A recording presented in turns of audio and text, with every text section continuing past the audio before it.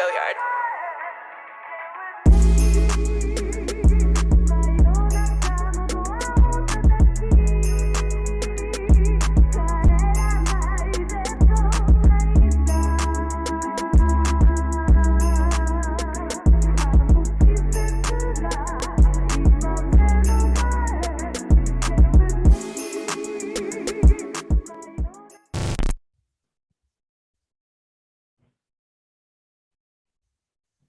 Hello and welcome back to another episode of the CFCTALK podcast. I'm your host, Mohammad Soleja, joined with Amart. Alex couldn't make it today, but I don't know if that's because of our recent performances or he's too busy. But welcome back, Amart.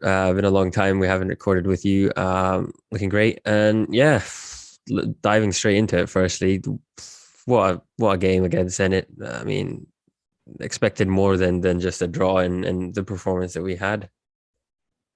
Yeah, it's to be honest, the game, if it wasn't for Kepa, we could have lost. We could have lost that game by a lot of goals. Kepa helped us a lot. Your favorite player helped us a lot. You don't say That, this much, but even after conceding 3 goals, Kepa probably was the best player on the pitch. yeah, he was. I think it wasn't for the fact that Werner scored the last goal for us. Maybe probably he would have taken him out of the match.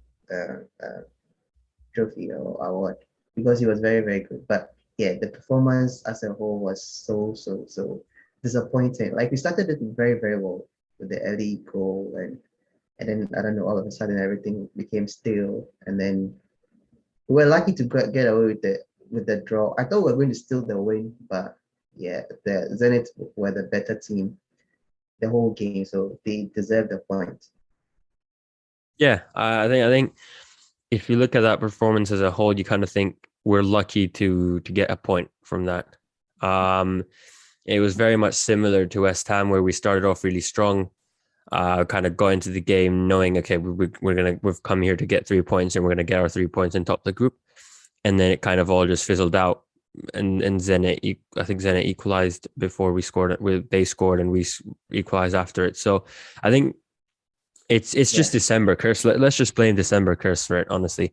Um, we've had 2 games in December and we've lost or haven't played well in at least 2 of those, 3 games actually, and we drew or we won. We got a lucky win against was it Watford, and then a loss against West Ham and a lucky draw against Zenit. So a lot of games to go for December, and if it stays this way, it's going to be kind of concerning. But Tuchel's press conference tonight, that was kind of nice to hear that he's looking forward to turning it around back again, and how everyone's still positive about their title charge and their kind of expectations from this season. Yeah. I mean, we have to. We definitely have to. Like, we used to talk about how difficult the January run is.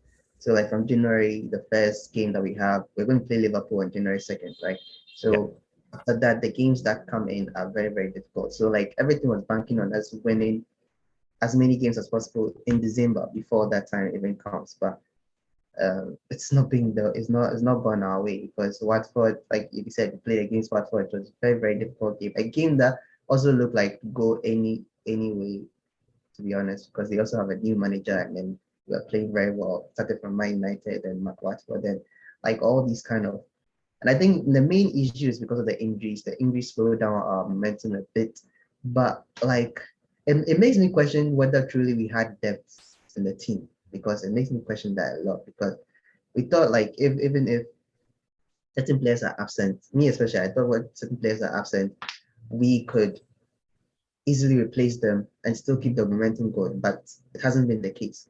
Certain players are absent and then we can't even the replacements are absent. That's the thing. Even the replacements that can even fill the position are also absent. So it makes a very, very difficult run. But I, if anybody can get us out of this, and it's too cool. So we just have to trust him and see whether he can come up with the winning formula, and then we'll go forward with that. Yeah, I completely agree. I think in terms of, us honestly, I think even on the podcast we talked about this and we said how our run in December should be a good run because we've got easy opponents. I mean, yes, we did have West Ham in there, as well, and I think some other good teams. But at the same time, we were pretty much confident that we'll take up quite a lot of points here and increase the gap up top. And then once the AFCON starts, that's when we're going to kind of struggle without Mendy. But then at the same time, we knew that Liverpool were going to struggle as well. And now it's just gone all to the drain. And now it's down to us playing Liverpool on the 2nd of Jan and then Man City on the 15th. And if we win both of those games, then that's when we can top the table, as long as we match the results until that time. We're getting a bit too ahead of ourselves talking about the Premier League, but Zenit, I mean, the biggest outcome of that was Kepa, but then the other one was Timo Werner, 2 goals, assists, and 76% passing accuracy. Just what a striker wants, a game like that, just to build up his confidence and get back into the team. Yeah. I think this is one of the best performances we've seen from Timo Werner in a long time, and he's had some good performances, but they have not been that many. But this is a standout performance. Like, you could see that he was in his element, and I just feel like anytime he's on the pitch, he makes like other players in front of him also better, because he's able to take away the defenders. I think that's something that maybe Lukaku is lacking nowadays, because Lukaku is the main focus and he's our main striker, and he's the most he's the the biggest transfer for us in the summer. So a lot of people have their attention is on him. You could see in the Zenit game, anytime he had the ball, there were 3-4 players around him. There were 3. It wasn't the same thing with Werner, because Werner was all over the place. He was in the middle, sometimes he was on the left, on the right. So it's very difficult to track Werner as a defender. Like, I wouldn't want to be in the shoes of any defender who's supposed to mark Werner, because you'd be moving up around a lot. So you also have to have pace and also be moving around with him. But with Lukaku, it's pretty much simple, because he can't play on the wings. He can only play as a center forward. So if he's there with Werner, I think sometimes it helps. And it was proven by the goal that he got, because Werner was able to work it, and then he was free to slot it in. He pulled defenders away from Lukaku and he was free to slot it in. And that was something we're seeing a lot till they had their injury. And I hope that comes back again. And yeah, Werner was very, very good. He was surprisingly good in defense, at the same time good in attack as well. He was winning certain balls back in defense, and he was doing well too in attack. And he almost saved us in the game, but it wasn't meant to be. We got the Yeah. When that goal went in, what was it, 94 minutes, 93 minutes, and I was like, this is gonna go horribly wrong. Werner's performance, honestly, as you said, it was one of the best in a Chelsea shirt, and hopefully a lot more of these performances to come in the future. And it's only sad that his performance is now not being talked about enough because of the overall performance. I mean, Christensen expecting a new contract. I mean, this guy, the way he defended on Wednesday night, they should take every error he made on Wednesday night. They should just take off a 0 from his contract. I mean, what was going on with him on that day? I don't know. We saw glimpses of Christensen, like the Christensen we knew before 2016 Barcelona game. Yeah, exactly. We saw glimpses of it. He was beaten easily. He was making certain faulty errors. To be fair, not everything was on him. The midfield also didn't help him a lot. They were giving away balls a lot, and they put pressure on the defense. But yeah, there were some chances where he could have easily taken it, but allowed the defenders to run. There's some shots he could have blocked. They allowed them to take shots. So I think that was the issue, and probably is the uncertainty with his contract.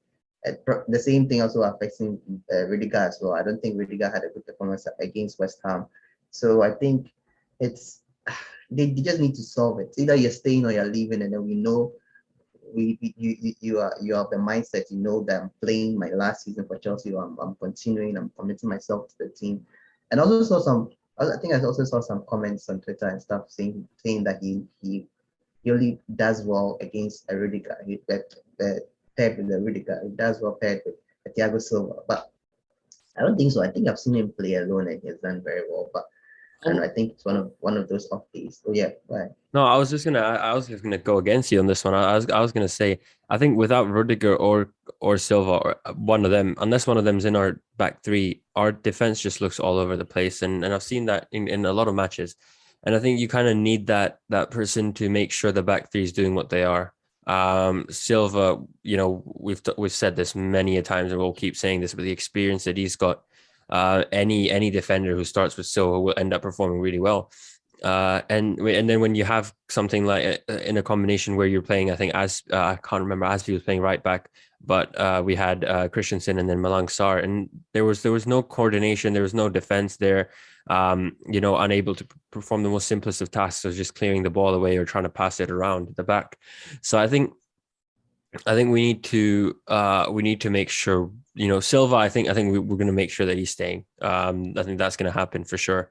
And it's like we need to make sure that Rudiger's staying as well. We can't really afford to lose Christensen and Rudiger both. From what I've heard, I think Rudiger has pretty much said, no, I'm not signing a new contract. But at the same time, Christensen 3 months back said that he will sign a contract, but not until the transfer window opens, which Chelsea aren't very happy with because he wants to see other offers before he signs the contract, which Chelsea don't Yeah, want. So it's a bit of a tough situation for Tuchel to be as well, because you've got players who are going to stay in the club next year who want to play week in, week out, and then you've got a few people who want to leave and explore their options at the same time, as getting starts week in, week out, and granted there are injuries in the midfield which might have caused a few confusions in the defense as well. Saul, send him back somehow. Just send him back to Madrid. This is just horrific. yeah, Not a single pass was made properly, in my opinion. Not a single pass. yeah. I think he had a very very bad game, and I think even at it, even sometimes getting to the end, I think he moved to the left sometimes, and he was showing a little bit of good, like glimpses of a good player at least, because his crosses, he was crossing the ball, but for some reason all the crosses were not going in. All the crosses were either blocked or going to a Zenit defender or something. So I was getting really, really frustrated with the crosses because the crosses looked like they had potential behind. It was destined to get to Lukaku, but for some reason then it's blocked. And it's, I don't know. Then it was very, very frustrating to watch him. And in the beginning, in the first half, he was giving the ball away too much. Him and Barkley, I don't know, but like him and Barkley had a very, very bad game. I think they were our worst players, to be honest. Barkley and so they were giving the ball away so much. And I don't even know why they were even on the pitch for that long. I thought they would be changed immediately after halftime, but they stayed on for some time, and I don't know. Yeah, but like I agree with you. I even tweeted about it. I said that I just hope he's not there for a season long loan. He needs to go. He has to go because he hasn't really added anything to our game. Like I can't really remember any performance where I'll be like Saul was very, very good in this game. He always has that kind of um about 5 minutes of good performance, and then the rest is just bad, and like just has to go. Yeah, I'm not sure whether he came for the season long loan or a partial half season. I think it's a season long loan, right? But it can still be cut short. So let's just cut short and bring Gilmore back and then take him away. Yeah, I think it's the end of his loan soon. But yeah, no, Saul, it's just tough. Where do you play him? I mean, everything's just gone wrong for Chelsea since that injury for what was it called, Ben Chilwell. I mean, Yeah, since that injury, nothing's gone right, and Saul's not fitting at left wing back. Callum Hudson-Odoi is not fitting there. Alonso's not fitting there. And if I'm being honest here, Saul's not fitting anywhere in this team. yeah, And yeah, and because we don't even have Kante, Kovacic right now, Jorginho. I mean, even today, Tuchel said that if he'll be playing on Sunday or on Saturday, he'll be playing with through the pain, which is the hip injury that he's got at the moment. Um, which is there's not much to say, pretty much. Like yeah. The we, team yeah, kind of reminds me of Liverpool last season, don't you see? Yeah.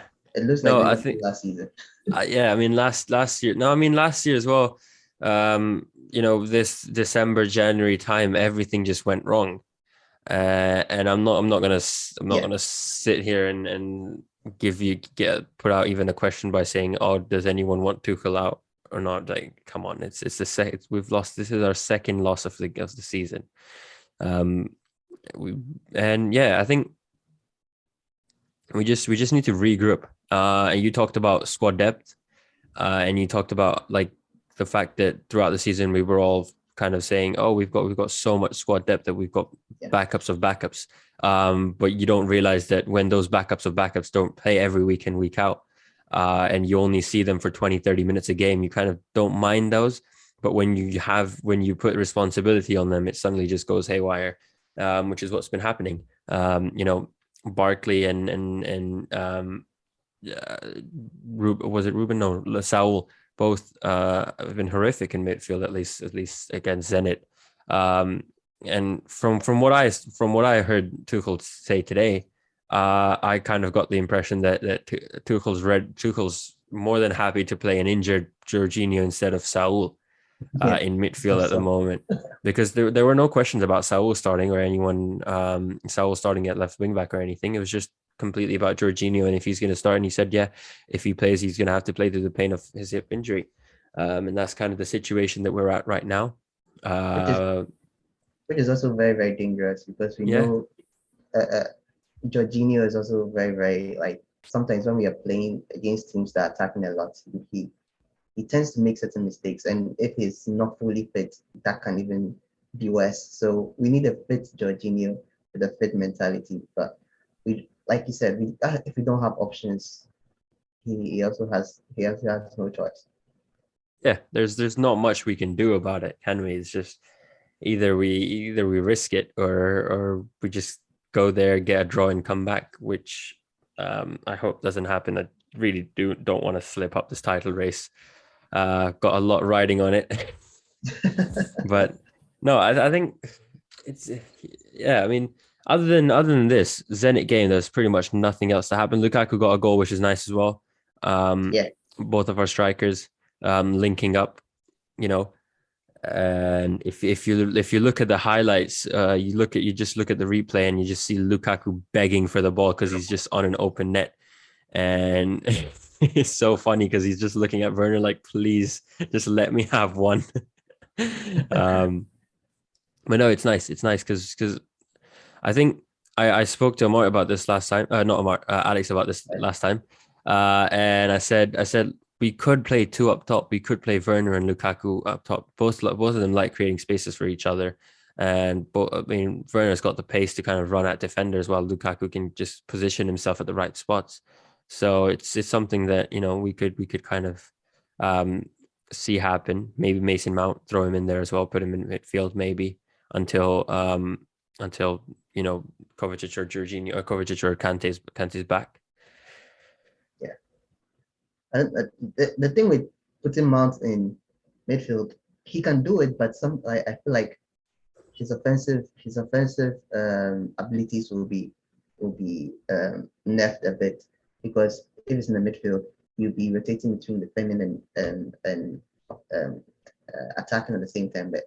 But the way we've set up in the midfield with our pivot system, it look like sometimes most of them, like the two center mids, are mostly defending. To be honest, like if we are in fully control, like if we are in control of the game, that's when we see them pushing forward, and that's where we might kind of like nerf Mason Mount a bit if he goes there. But playing the two, playing the two defense attackers, Lukaku and Werner up top, we can put Mount behind him. We can put Mount behind them, and then play.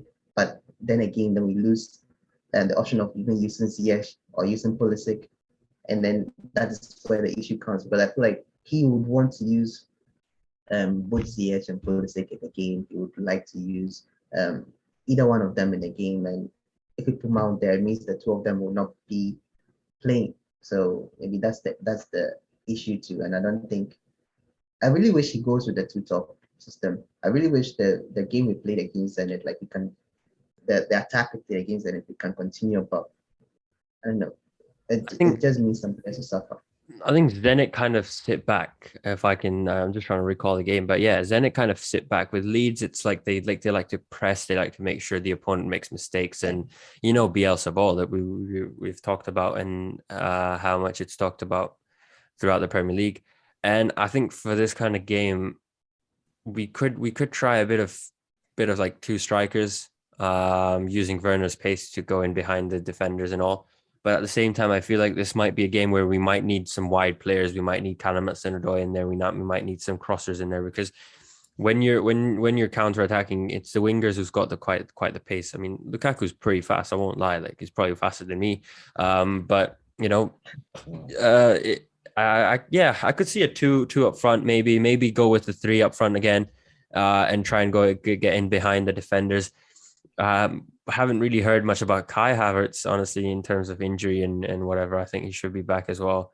Um, so that's going to be an interesting one as well. He's got quite a lot of options in attack, as all the headache that he's going to get is the attack. It's the back four. He's not got any options. Back five, Yeah. no options in the midfield. It's got to be the same midfield, and then you've just got the front three that you've got to think about. Yeah. Losing Kovacic and then Kante and then Jorginho and then the replacement that could even come and play Chalobah. So it seems like the midfield is just a bare bone skeleton, just just trying to hold on. There's no flesh, there's no muscle tissue, just Yeah, trying to hold on. But we just have to. We just have to. I don't know how many games we have until the end of the year. I think two or three. I think that might be 4 or 5 actually. Or yeah, I think we play then we play Leeds this weekend or tomorrow. And then we play Everton, Wolves, Brentford, Villa, Brighton. Yeah, so about 6 games before we play Liverpool in January. we play Aston Villa too. Wow. Yeah, Then so those we basically in the next 20 days, we play 6 games, which is just insane. and it's funny too. We are playing teams that have found like a newfound spirit in playing football because Everton has changed their tide. Wolves are also doing well. And then I Aston mean, Villa with the new manager, Gerrard, doing very, very well for them. And then Brighton, we all know how stubborn Brighton can be. So yeah, it's yeah, going to be very difficult.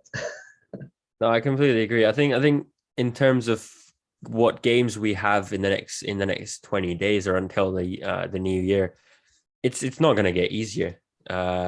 No game is easy now because of recent performances. It's like, oh, if Watford was a tough game, who are sitting 17th, we're playing pretty much every team in the next 20 Yeah. days who's above Watford. Um, and I guess, yeah, with Leeds, it's like, okay, they might not have good form at the moment. I mean, they've only won one of their last 5 games.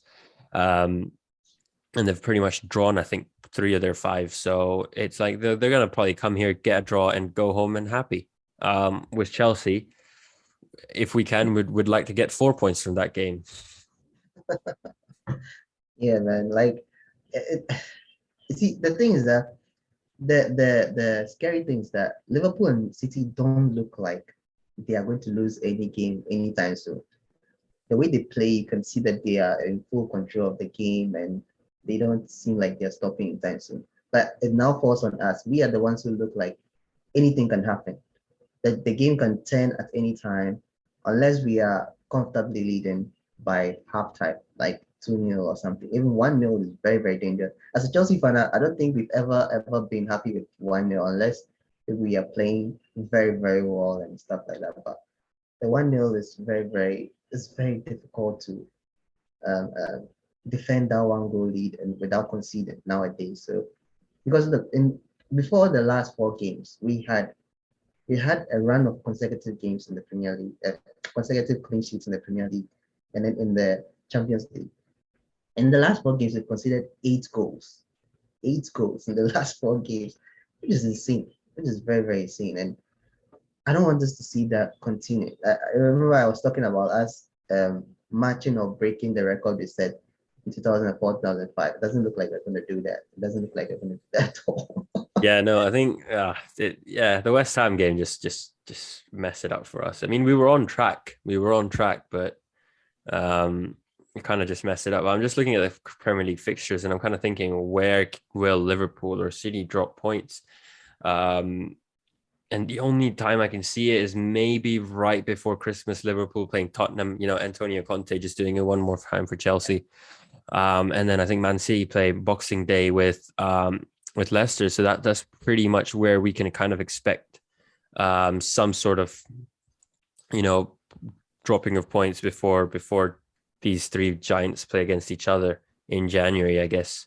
And and, Um, if, and even sorry, but and even when the Liverpool lose their players, when they lose Mane and Salah, they still have like a cool run of games. They don't have like a difficult game. I think they have Brentford, and then they have Crystal Palace, then Leicester, then Burnley before they come back.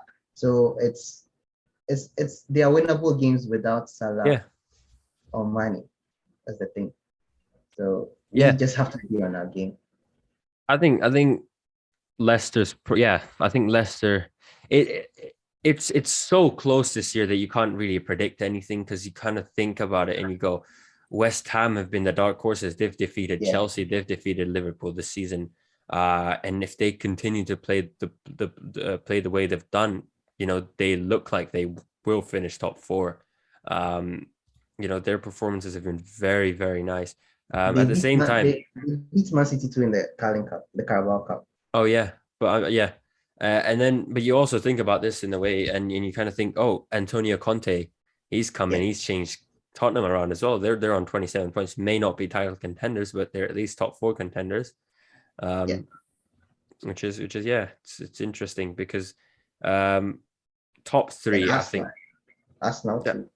Arsenal they've kind of fallen off. I think three losses in the last five games. I think it's because of the teams that they've met, because the run that they had, they were not playing tough teams. And then the last 5 games, they started playing tough teams and they've lost all. So, Yeah, I mean, watch what is it called? Watch AFTV pull up a Christmas Premier League table because once I think their run of strong games ends at Christmas, and then after that they've got a run of easy games. So you expect that table to pop up anytime soon on your timeline in January or February, and give them the Christmas Premier League winners of 2022. Um, yeah, I guess Leeds. Kind of we've been all over the place at the moment for this podcast, but Leeds in terms of lineup, not a lot of options. A Mendy in goal. Um, would you go with a back four or a back five? I think I'll still go with the back five. We play the back five. We change the system now. And Rudiger is also not good in the back four. So if you put him in that situation, it might go catastrophic. And I mean, the fact that Leeds are even missing a lot of players, it even makes them more dangerous. Because Yeah, I don't know, with Chelsea, when it seems like everything is going to go our way, or it seems like on paper things are going to go our way, that's when we mess up. So it's going to be dangerous. I feel like we should still go with a strong back five, so back three, and then the two wing backs. So who am I even going to pick? Because Chaloba is out. So yeah, like maybe the same back we played against Zenit, but just put Thiago Silva or Rudiger in there to replace Malansa. Or maybe yeah, take Silva out as well. So like take Christensen out as well. So Silva, Rudiger, and then Aspi as the back three, and then the wing backs. Alonso, we have to give Alonso a chance again, and yeah, then James. yeah. I mean, in defense, I might just give Christensen one more go. I think throughout the season he's been incredible. No doubt about that. I think most Chelsea fans will agree. But yes, Zenit was one of his off performances. It was an odd performance, and I'd pair him up with Silva or Rudiger, one of those guys, and just kind of say, look, this is your game. Come back and show us what you've been showing us throughout the season. And it's a perfect opportunity because you've got someone senior right next to you to help you out. Um, but yeah, in terms of left wing back and right wing back, there's not much options. Reece James and Alonso. I don't want to see Sal near that team at the moment. Put him back on a flight or anything. The next thing that's going to Madrid, just send him off that. Honestly. Yeah, midfield. What are we saying? Midfield. Yeah, Jorginho. I feel like Tuchel's kind of hinted Jorginho's going to have to play, and then Yeah, I'd bring in Loftus-Cheek as well, yeah. because Barkley, no, no, no, no, no. But Am I- I even put Barkley in my lineup because I thought he can do well in that position. Like given this chance, he can do well, but he let me down so badly. So yeah, no, he's had a few good performances this season. I can't remember, was it the cup game against Villa? Uh, yeah, yeah, Loftus-Cheek as well. He played really well. So it's one of those times where these players know what they want. They know what needs to be done, but they just can't do it. It's the December curse.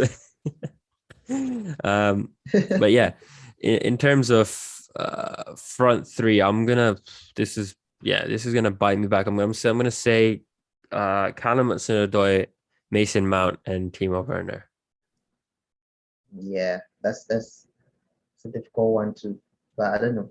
I think the thing is that he will not go with the two front. We know that he will not do that. Yeah, If he does that, like Lukaku and Werner, sure then you're bank leaving out Mount as well because you need to make sure Mount's part of it as well. yes, you have to make sure Mount's part of it as well. I think I'll go with a similar. Yeah, I think I'll go with the same front three because I don't know, but I feel like he might put Ziyech in there. He might put Ziyech in there. So I don't know who's taken out, but he might put Ziyech in there. Maybe Hudson-Odoi will have to suffer. But yeah, I think one of the issues too is that we played Hudson-Odoi in the Zenit game at left wing back, right?